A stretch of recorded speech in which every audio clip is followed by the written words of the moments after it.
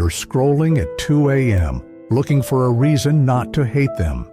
The same hands that once traced your face now feel like they're choking you from memory alone. Every notification with their name is a fresh stab.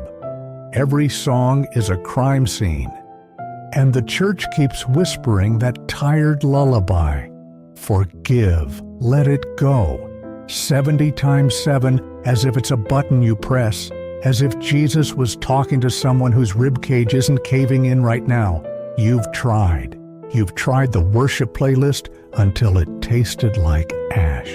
You've tried the I release them prayer that felt like swallowing broken glass. You've tried picturing them happy without you and nearly threw up in your mouth, and still the rage stays molten. Still you rehearse the perfect line that would finally make them feel half this pain. Still you wake up with their name clenched between your teeth like a bitten tongue. You think unforgiveness is the sin. It's not.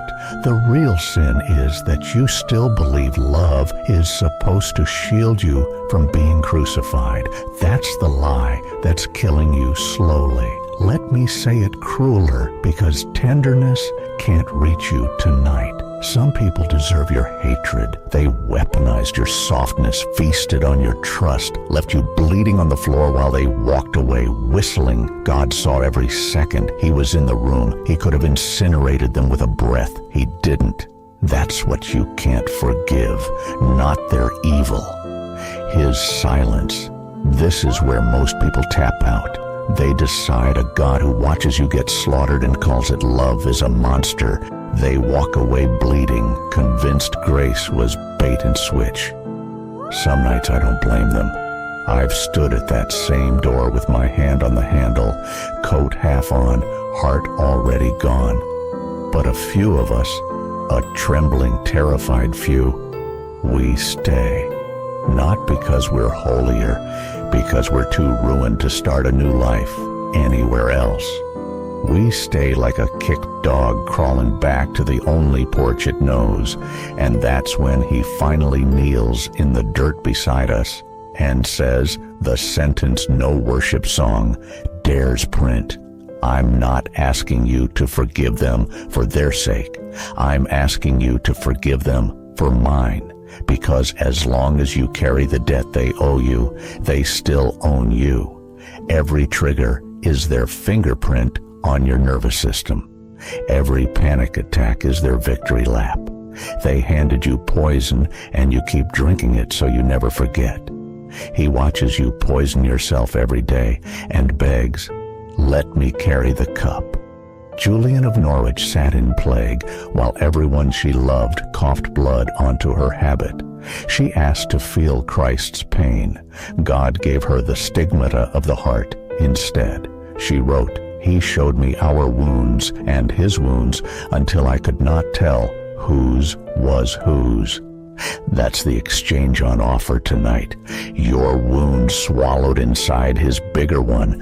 The only way the nails stop being theirs and start being his.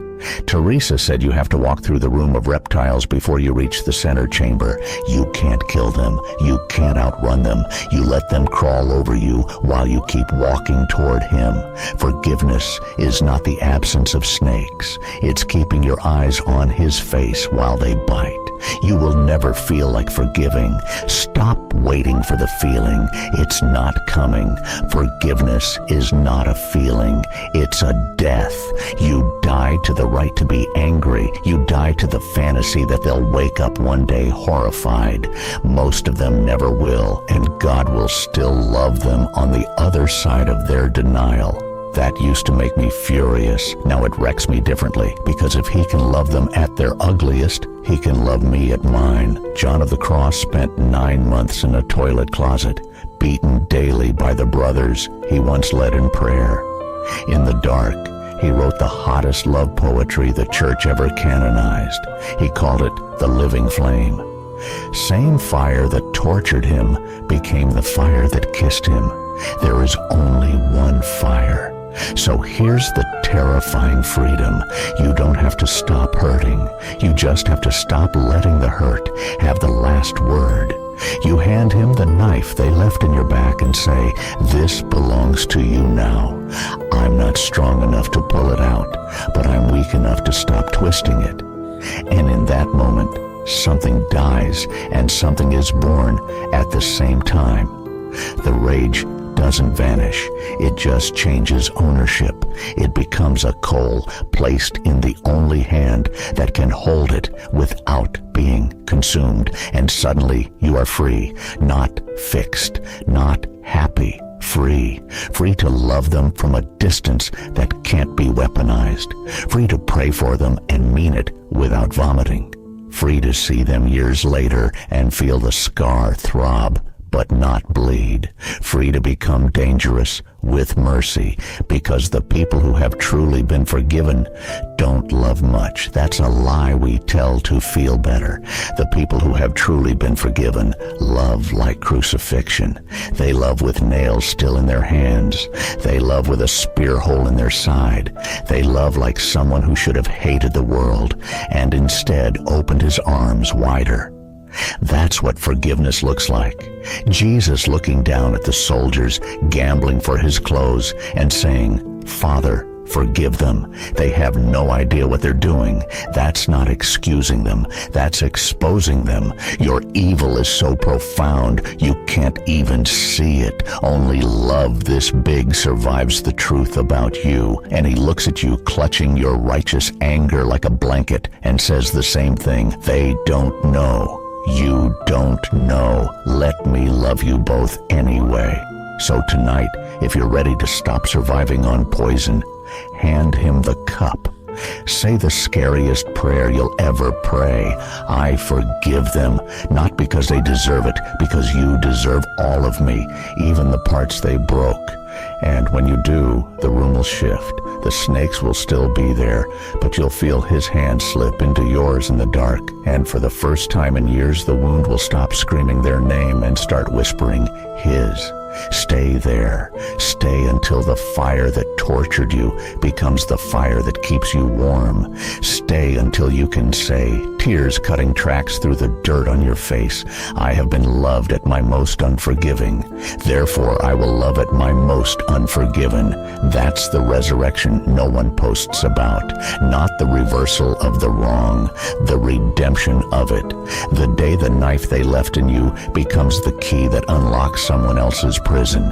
You won't feel heroic. You'll feel small, trembling, terrifyingly alive. But you will be free, and freedom always looks like crucifixion to everyone still chained. Welcome to the fellowship of the broken, open heart.